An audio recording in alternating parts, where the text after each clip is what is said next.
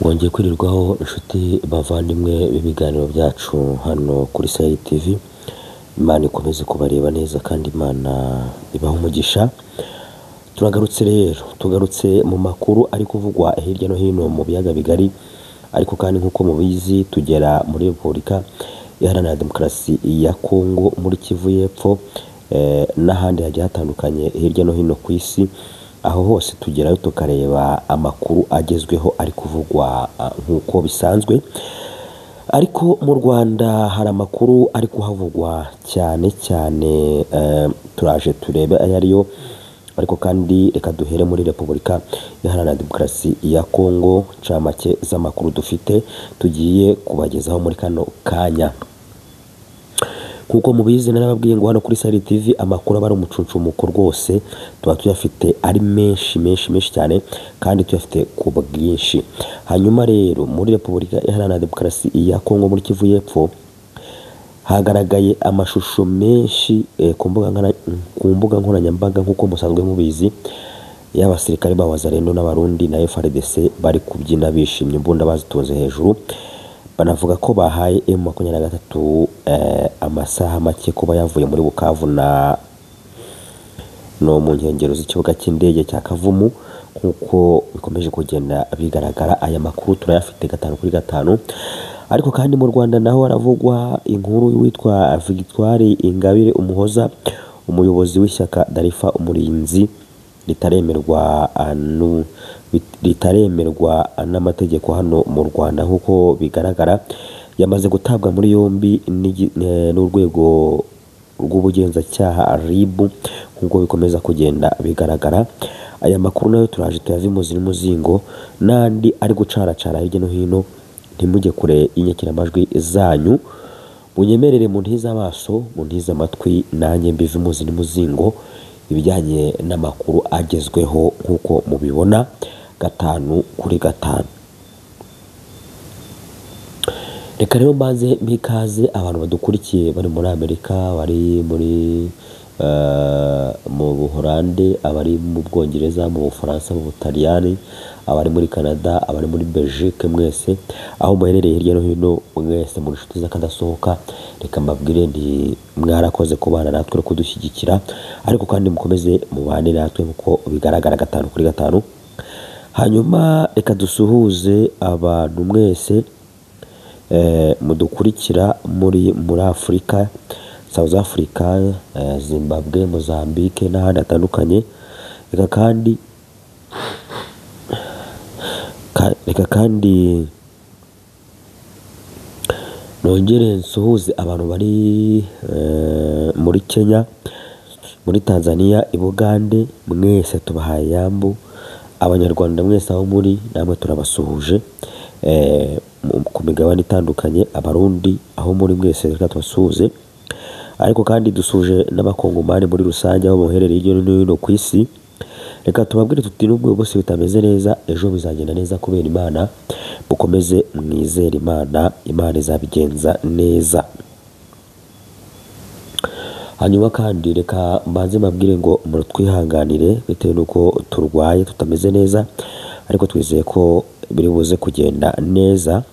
Ijwi ryacu ntabwo muri buze kuryumva nk'uko bisanzwe bitewe nuko tutameze neza, ariko nizere ko turi kumwe 5 kuri 5. kandi amakuru tugomba kuyabagezaho uko byagenda kose, tugomba kubagezaho aya makuru nk'uko bigaragara.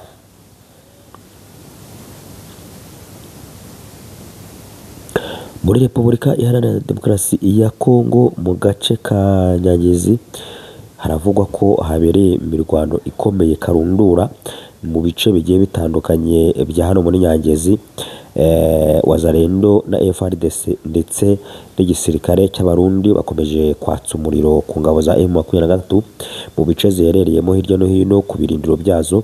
Ariko kandi amashusho yagaragaye agaragaza izi ngabo za Wazalendo na FARDC n'abarundi bafite ibyishimo bidasanzwe, bari kubyina, imbunda zabo bazitunze hejuru nk'uko bigaragara, bavuga ko byanga byakunda begereye intsinzi cyangwa se bari gusatira intsinzi. Kuko bigaragaraga ko rero babashije kwirukana izi nyeshyamba mu bice bitandukanye kandi bakazikubita inshuro nk'uko bikomeje kugenda bigaragara. Amakuru atugeraho aravuga ko hari benshi mu basirikare ba M23 bakomeje gutabwa muri yombi n'igisirikare cya FARDC na Wazalendo kuko bigenda bigaragara. Ariko kandi bongeye guha M23 amasaha yo kuba yavuye muri Bukavu ndetse no ku kibuga cy'indege cya Kavumu, kandi batangaje ko ibyo ni batabikora vana bwangu bagomba kuba habasanga ubundi bakahabikurira nk'uko amakuru atugeraho agenda abigaragaza. Uyu mutwe wa Wazalendo cyangwa se abasirikare ba Wazalendo bakomeje kurwana ku ruhande rwa leta ya Repubulika Iharanira Demokarasi ya Kongo. Amakuru atugera aravuga ko rwose bari ku mirongo y'imbere ku rugamba cyane, kuko bigaragara ko bari kugira umumaro ku bijyanye n'ibitero bari kugaba ku ngabo za M23 mu buryo bukomeye cyane. Andi makuru dufite muri Kongo ni amakuru y'umuhanzi witwa Bigizi Gentil. Uyu muhanzi witwa Bigizi Gentil muramuzi mwese ko ari umugabo uririmba indirimbo zo kuramya no guhimbaza Imana, ariko kandi uwo mu Banyamurenge nk'uko bikomeza kugenda abigaragara. Uyu Bigizi Gentil rero amaze iminsi igera ku 8 asohoye indirimbo yise ngo Afande Atazatugaya. Iyi ndirimbo yitwa Afande Atazatugaya irimo amagambo menshi cyane avuga ku rupfu rwa afande wabo w'umunyamurenge wamaze kwitaba Imana arasiwe ku mirongo y'urugamba. Uwo nta wundi ni uwitwa General Makanika nk'uko musanzwe mumuzi, aherutse kwicwa n'igisirikare cya FARDC nk'uko bigaragara ku mirongo y'urugamba. Uyu Bigizi Gentil rero amwe mu magambo yakoresheje muri iyi ndirimbo yaravuze ati mu gitondo cya kare uburyo umaze kugenda twirwanyeho maze Minembwe turayifata nk'uko bigenda bigaragara. Ibi ni ibitero bimwe bigize muri iyi ndirimbo yasohoye. Agenda anavuga ko bitwa amadubu, hanyuma aza gusoza avuga ngo afande wacu atazatugaya. Kuko bigaragara ni indirimbo irimo amagambo menshi cyane avuga kuri izi ntwari z'Abanyamurenge zatabarutse, cyane cyane harimo General Makanika, harimo n'abandi bazwi ku mazina atandukanye batabarutse. Uyu mugabo rero yakomeje kugenda abavuga muri iyi ndirimbo yamaze gushyira hanze. Ikaba ari indirimbo imaze iminsi 8 igiye hanze rwose, ivuga ku bijyanye n'intwari z'Abanyamurenge zamaze gutabaruka zirasuye ku mirongo y'urugamba nk'uko bigaragara. Reka dusimbukire mu Rwanda turebe amakuru ari kuvugwa mu Rwanda nk'uko bikomeje kugenda bigaragara.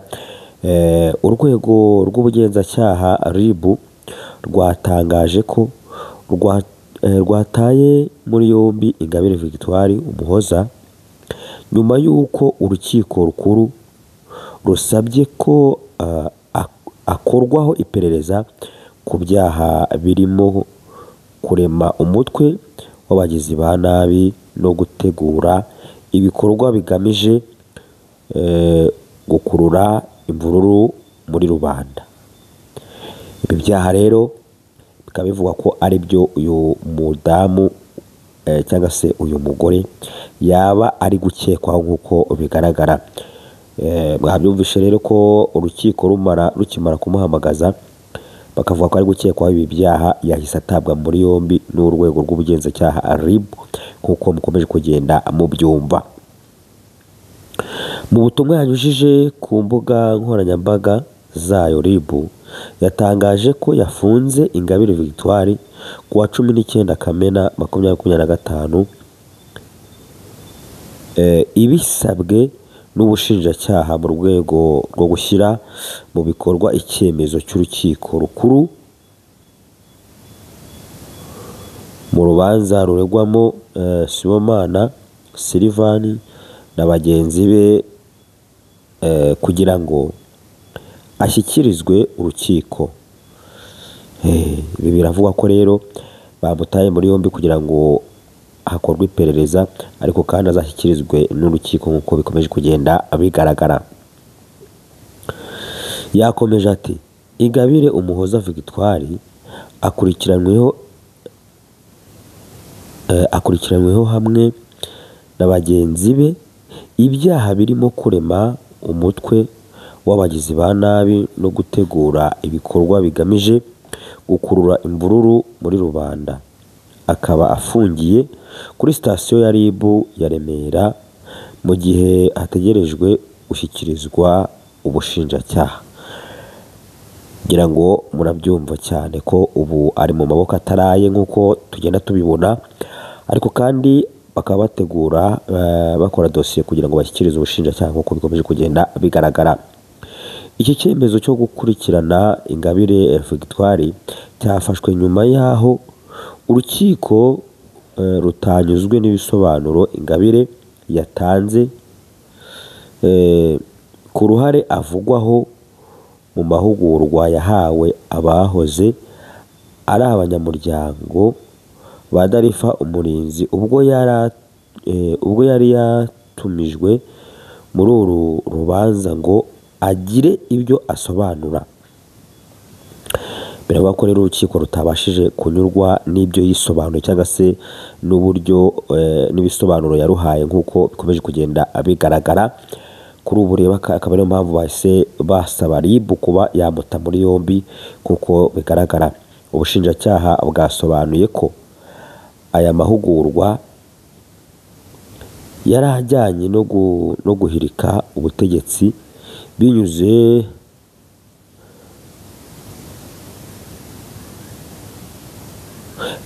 mu bukangurambaga bwo kubwangisha abaturage.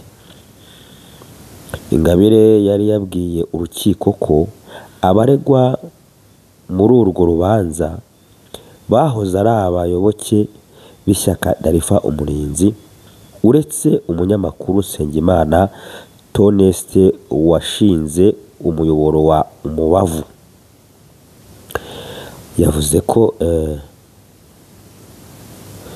Yavuze ariko ko amahugurwa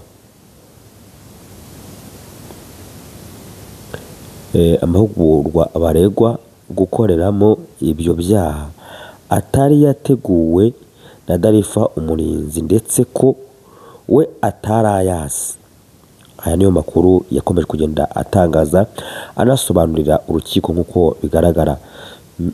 Nyuma yo kumva ibisobanuro byatanzwe na Ingabire Victoire mu gitondo, urukiko rwasuzumye ibibazo birimo kumenya niba ibisobanuro yatanze byatuma akekwaho ibyaha cyangwa se ntakekwe. Urukiko rwasanze ibisobanuro Ingabire Victoire yatanze bidahagije kandi muri dosiye y'uru rubanza harimo ibimenyetso bimushinja.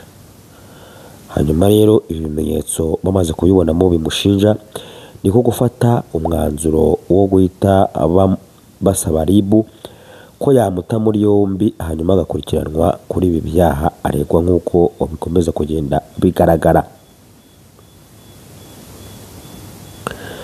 Abantu mwe rero amakuru twari dufite nayo ngayo, dore ibintu bikomeje gusubira irudubi mu bice bitandukanye, ntabwo ibintu bimeze neza 5/5. Reka nshimire abantu mwese mukomeza kubana natwe hano kuri uyu muyoboro wanyu wa Saheli TV nk'uko bisanzwe. Babwire ngo muri inshuti z'akadasohoka muri abavandimwe beza, ariko kandi kanda subscribe hanyuma ukoreshe ya urayikinga ibiganiro byacu, unyemerere unyandikire muri comment hanyuma kandi ubuke no gukanda kunzogera tuje twibanira 5/5 mu makuru n'ibiganiro byacu hano kuri Saheli TV. Imana iguhe umugisha, wewe wabikoze nawe utarabikora bikore, ubundi Imana iguhe umugisha. Turabakunda kandi tubaza ku mutima. Nagira ngo mbabwire ngo mugire ibihe byiza kandi Imana ibarinde.